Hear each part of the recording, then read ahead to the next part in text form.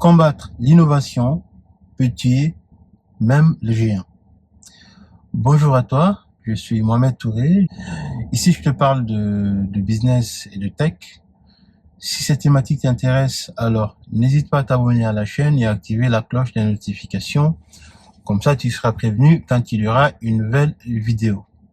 Storytime.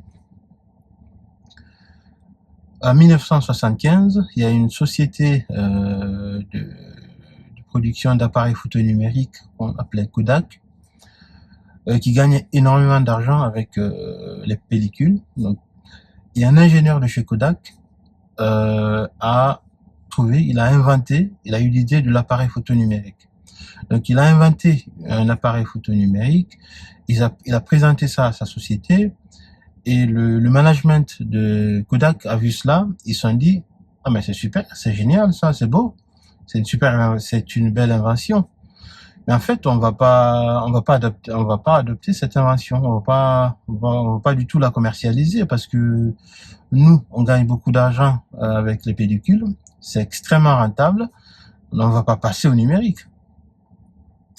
Le problème, c'est que entre-temps, l'innovation, elle est déjà sortie maintenant, et de nouvelles personnes, de nouvelles sociétés ont vu cette innovation, l'ont adoptée. C'est le cas de Sony et Canon. Donc Sony et Canon adoptent l'appareil photo numérique, ils commencent à la commercialiser et petit à petit ils commencent à gagner de nouveaux marchés. Les clients commencent à voir le potentiel de l'appareil photo numérique mieux que les photos avec des pellicules. Et petit à petit, il y a Kodak qui commence à baisser, le chiffre d'affaires de Kodak commence à baisser. Ils ont voulu s'adapter, mais ils n'ont pas pu, puisqu'ils ont raté le timing. Et en 2012, Kodak fait faillite, parce Kodak n'a pas réussi tout simplement à s'adapter au numérique. Ils ont fait faillite. Ils ont essayé de s'opposer à l'innovation, ils ont fait faillite. Donc voilà. Leçon du jour, on ne peut pas arrêter l'innovation. L'aveuglement stratégique peut tuer même un géant. Vous ne pourriez jamais arrêter l'innovation. On le voit d'ailleurs avec l'intelligence artificielle. Il y a beaucoup de gens qui essaient de s'opposer à l'IA parce que, voilà, pour des raisons éthiques, pour des raisons morales, pour des raisons, ils disent que parfois les IA hallucinent, ils racontent de la merde. Ils disent voilà, on n'adapte pas ça, on refuse. Nous on est les gentils, on est des gens bien, eux c'est les mauvais. Ils refusent catégoriquement de s'adapter à cette innovation. Et je peux vous garantir que c'est une question de temps avant que ces gens ne déposent le bilan.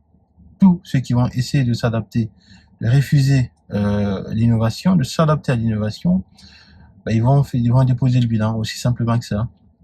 Donc, comment appliquer cela concrètement donc à votre business? Si vous voyez dans votre société, posez-vous toujours la question de savoir comment l'innovation les nouvelles technologies peuvent-elles impacter mon business et comment m'y adapter. Si vous êtes un chef d'entreprise et que vous avez vous voyez les nouvelles technologies, n'essayez jamais de dire que voilà, n'essayez jamais de vous y opposer.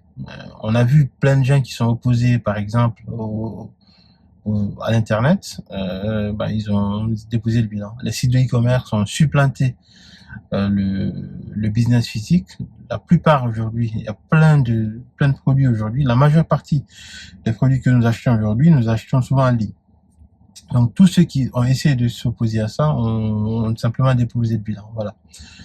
Donc, posez-vous toujours la question dans votre business, comment les nouvelles technologies peuvent-elles impacter votre business? Si vous êtes, qu'on appelle dans le monde du business web, posez-vous la question de savoir comment l'intelligence artificielle peut impacter votre business. Voilà. Donc, c'était tout pour la leçon du jour. N'hésite pas à t'abonner à la chaîne et activer la cloche de notification si tu ne veux pas rater la leçon de demain. Allez, ciao!